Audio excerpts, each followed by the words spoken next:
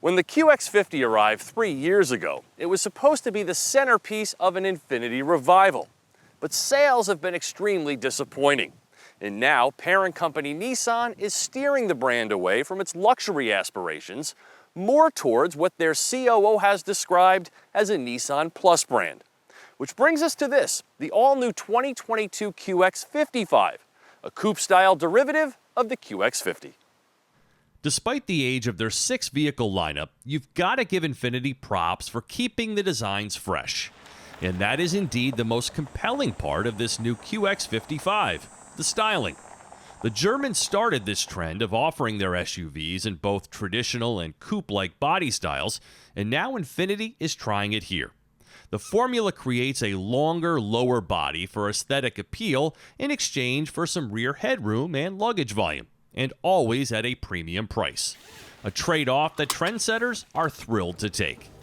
The QX55 is offered in 3 trim levels starting at $47,525, about $3,000 more than a comparable QX50. But unlike its less fashionable sibling, every QX55 comes standard with all-wheel drive and 20-inch wheels.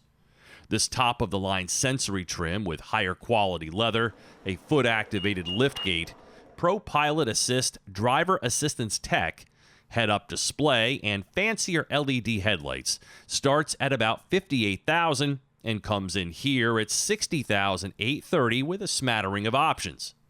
Exceptionally comfortable front seats, eye-catching Monaco red interior, and Nissan's innovative variable compression turbocharged engine round out the highlights. Now, without going too far into the weeds, an engine's compression ratio measures the volume of air-fuel mixture the cylinder can hold between the piston's lowest and highest points. The higher the ratio, the greater the efficiency, while a lower ratio delivers more power. And after 2 decades of development, Nissan created this VC turbo to vary the compression ratio from 8:1 to 14:1, ostensibly eliminating the barter between MPG and torque.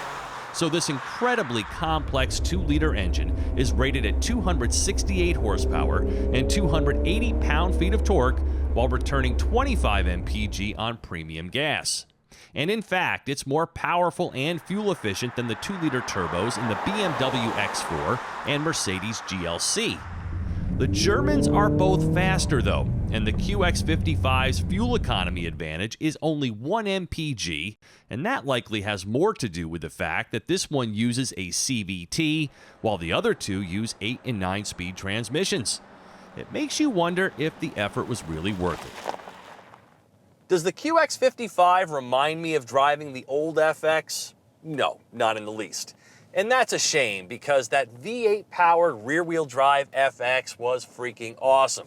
But I get it, those days are over and they are not coming back. It's just that this QX55 doesn't excite me in the way that the body design alludes to. Now, it is a head-turner. It looks great. And this VC turbo is a curious, satisfying engine. It's just that the overall package here just doesn't move the needle for me like I was hoping it would. Competent and comfortable? Yes. Visceral? Not so much. There are drive modes affecting just about everything but the suspension, and that's equipped with hydraulic body motion control technology that keeps the ride beautifully composed under hard cornering. A reactive engine with 0 to 60 times in the mid-6s, paddle shifters capable of changing the faux gears, and an all-wheel drive system that can move torque from front to rear as well as side to side, imbues the QX55 with a sporty aura that's fun within its expected limits. Go too hard though, and it's evident there's room here for an IPL or Red Sport model, as the QX55 prioritizes occupant comfort. And the CVT doesn't get in the way, because Nissan uses one of, if not the best such transmission on the market in terms of usability.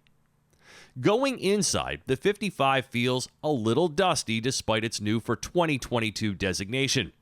The dual touchscreen setup, though mostly easy to use and well stocked, is legacy technology that makes this car feel less than new. And here's a twist I really haven't seen before.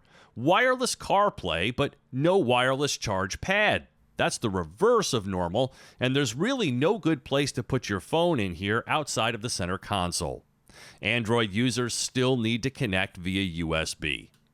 But all told, it's an uncluttered cabin with quiet and comfy accommodations, rear seats that slide and recline for maximum room, and upscale features such as tri-zone climate control, memory settings for the front seats, a very impressive 16-speaker Bose audio system, and some ambient and approach lighting.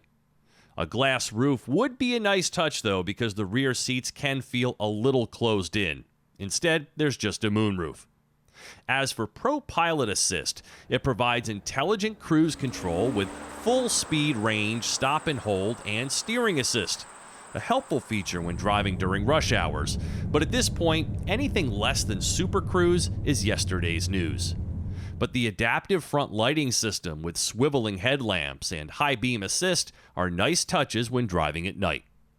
Out back, you've got remote switches for dropping the rear seats, and there is some underfloor storage where you can keep the movable Velcro cargo blocks and net. Though luggage room does take a bit of a hit in the QX55, there's still more room here behind the second row than in the BMW and Benz. So I've vacillated this week between admiration for the QX55's design, particularly in this slate gray upcharge paint, appreciation for the innovative go-get-'em turbo engine, and a very welcoming and eye-pleasing cabin, and my uneasiness with the over $60,000 asking price for what in some ways already seems like a model in need of an update. I would put the QX55 in the high-tier like it, but don't love it category. Regardless, I think owners will be happy with their choice. For TestDriveNow.com, I'm Steve Hammis.